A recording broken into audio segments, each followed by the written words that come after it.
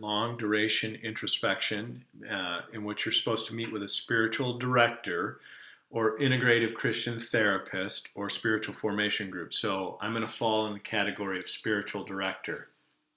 Okay. How long have we been meeting together? Gosh, I'm going to say almost 3 years, 2.5 for sure. Okay. And how often do we meet? We meet every week for 2 hours. Okay, great. So that gives you a sense of where this is at. And you're supposed to comment on 3 areas. So as a result of these meetings or these, conversations, how have you grown spiritually? How has your self-awareness increased? And then how have you grown in your understanding of your identity or who you are? So let's talk spiritually as a result of our time together. How would you say you have grown spiritually? Well, I think that, as you know, I feel like God put his hand on me at a very young age, and I lived by that, and it was my safe space, and it was safe, but it was kind of unknown. It was like, it was my safe space, but I didn't really understand it completely, nor did I ever kind of open it up to see what it is. And so I think that in the time that we've met, I've untied it and have wholeheartedly dove into it to figure out exactly what that love is about. Got it. Okay, so I don't want to put words in your mouth, but what I'm hearing you say is there was this part of you that understood that God loved you, that God was there, and you would say that the Spirit made you aware of that when you were 5 years old. Right. And so in the midst of, all of the muck and mess of your life, you knew somehow that you were loved, protected, looked out for, that sort of thing. But that wasn't necessarily anything that you explored sort of consciously or publicly. For sure. Okay. It was just my space of safety. And it was the only space that I understood any sense of peace at all. Okay. It was just every time that I was approached with any kind of chaos or heartache or of any sort, I just went to that space of like, no, this is the right thing, whatever it was. I wasn't sure what it was, but it was, this feels right. This space of comfort was just the only place I could rest. Okay, and now, though, it's different because you're talking about it, you're intentional with regards to your growth of that space. For sure. I think that I have, thanks to a lot of your guidance, I've been able to explore it and deepen it and understand it. And so now when I get that feeling, or if I want to go to that place, I actually look for understanding instead of just this like island of safety. I go, what is there for me here? What do you want me to learn here? How can I understand your love better? Whether it's through joy or chaos now. Okay. So let's talk a little bit about self-awareness and specifically this. So in our years of being together, can you talk about 1 or 2 things that you've learned about yourself that you didn't know, or maybe they were there before, but you didn't know they were there, and now you know, oh, this is true about who I am. Okay. So I think that 2 things that come to me, and one is not so great and one is pretty good, actually really good. I think that when I look back and I look at who I am, I feel like I've always been this very caretaking person. I knew it, but I didn't know to the degree, and I didn't know to the degree God will want me to use that. But I can understand now that I have a huge capacity to care for people, like really huge. So I'm really grateful for I knew it, but I know it to a different degree now because I've been given opportunities to exercise it in a space of love and trust and grace. Mm-hmm. So I'm hoping that's the good one. that's a good one. Okay. And then what's the area of your life that's like, oh, that's been hard to come to terms with, but Yeah.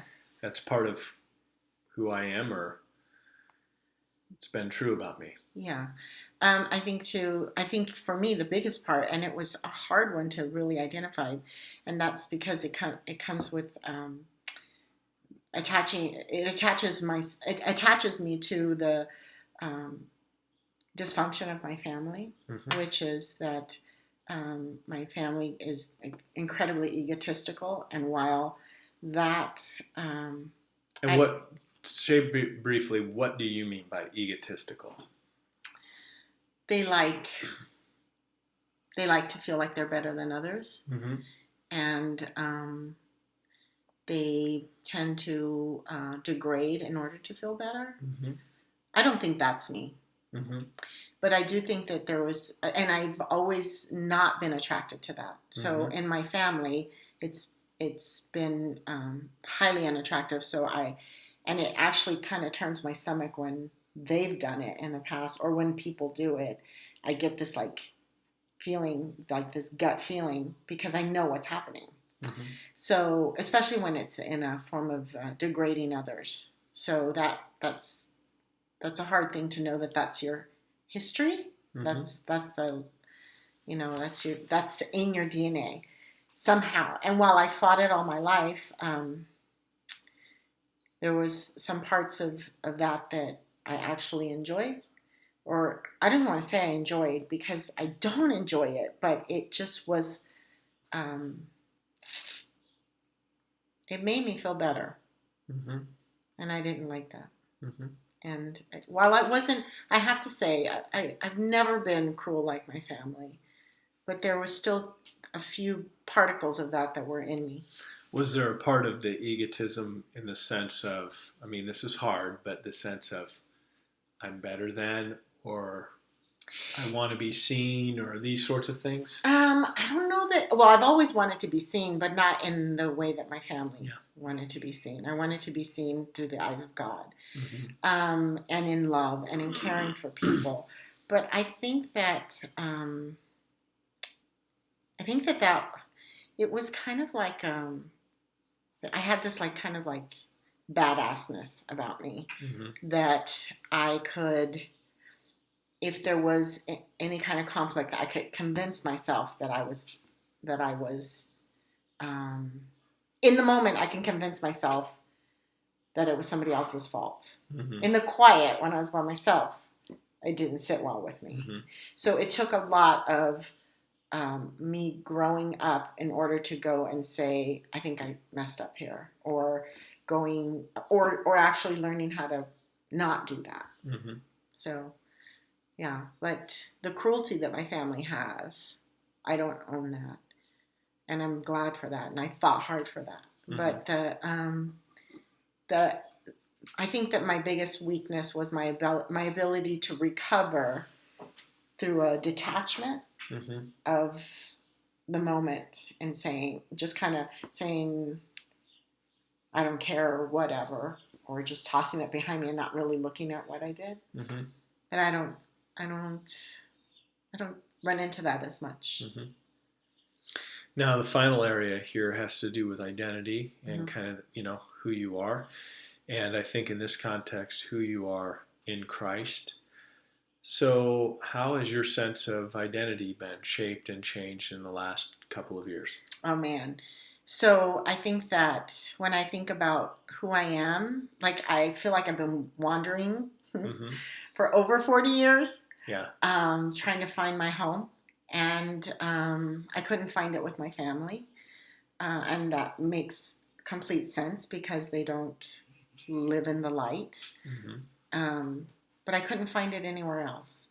And it wasn't until your coaching and mentoring to me that you actually sat with me in some of the things that I did to survive not being seen. Some of it was ego, that you just let me sit with it Mm-hmm. until I could identify that I was no longer lost, Mm-hmm. and that I had a home, Yeah. and that I was his child, and that a long time ago, he let me know that at Yeah. 5. And even though I knew it, with the heartache that I grew up in, something didn't let me believe it. Mm-hmm. So now I know it, Mm-hmm. and I know it without ego, and I just do my best to live into who he made me to be, and give every bit of it away. Mm-hmm. In my experience, with Diana is there's been this spiritual part of her life that has always existed there by the grace of God. And she describes at 5 years old, the Spirit coming in and saying, "Diana, I got you." But now Diana's much deeper sense of the names of and the the reality of the beings that have her, Father, Mm-hmm. Son, and Spirit. Right. That they have names, that they have personality, and that they're not some sort of force out there, but they actually have affection for her, Right. and a personal call on her life. Right. And that's made a huge difference, I think. Yeah. Yeah. And I'm kind of in awe that he waited so long for me to figure it out. Yeah. Yeah. Yeah. So All right. that's it. Thank you.